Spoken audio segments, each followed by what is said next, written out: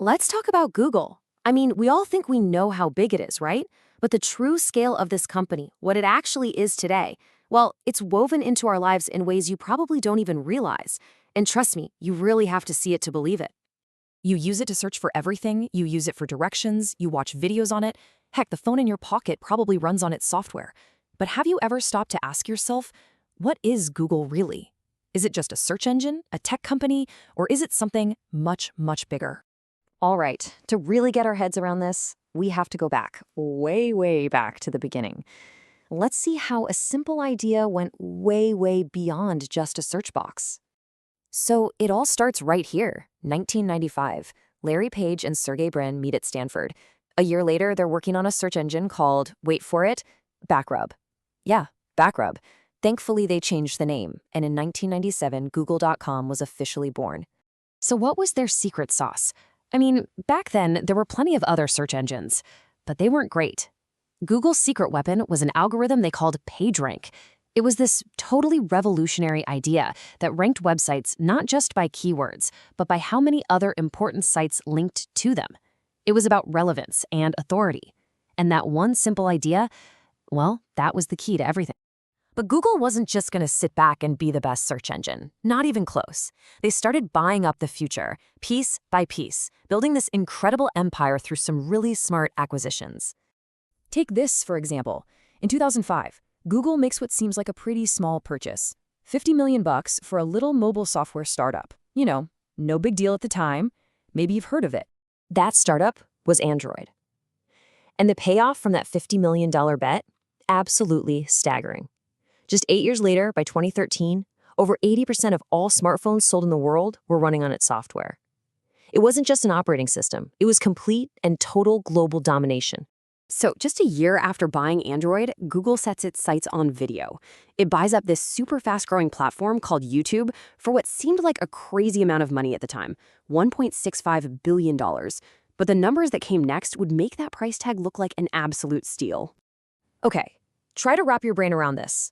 Not per day, not per hour, but every single minute, 72 hours of new video gets uploaded to YouTube. The scale of content creation is just, it's almost impossible to comprehend. And what about what we're all watching? Well, that's even more mind-blowing. 4 billion hours of video are watched on YouTube every single month.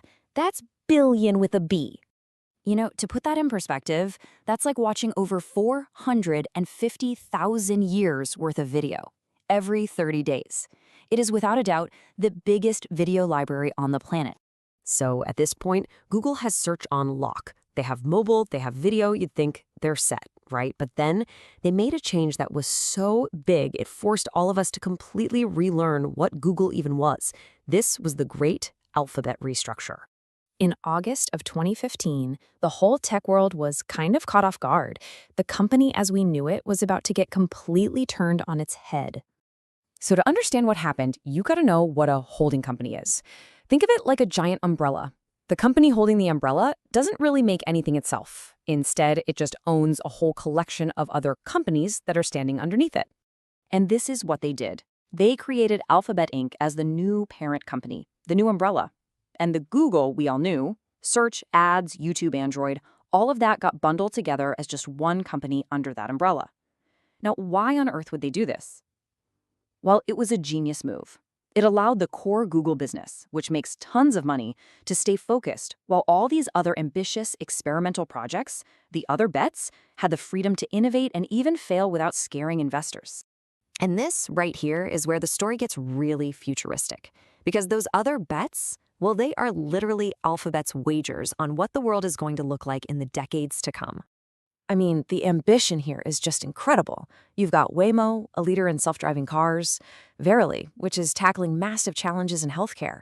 Calico is literally trying to figure out how to slow down aging. Then you've got Wing, delivering stuff with autonomous drones.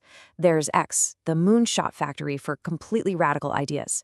And DeepMind, one of the most advanced AI labs on the entire planet. This is so much more than just search. Okay, so let's zoom back out. Let's put all these different pieces together. We've got search, mobile, video, and this whole portfolio of futuristic moonshots. It's time to really understand this company from every single angle. If you want just one stat to kind of sum it all up, this is it. It's estimated that nearly 40% of all traffic on the entire internet flows through Google's services. That is just a staggering level of integration into pretty much everything we do online. When you really step back and think about it, what is Google today? It's not a search box. It's the operating system in your pocket. It's the map in your car. It's the videos you watch. And at the same time, it's working on the future of how we stay healthy, how we get around, and how artificial intelligence is going to shape our world. And that kind of scale, it brings us to one final really important thought. When one company has this much influence, shaping our present and building our future, it's not just about technology anymore. It's about trust. As one source put it so well, the only thing I ask of you, Google, is to just stay sincere. A really powerful thought to end on.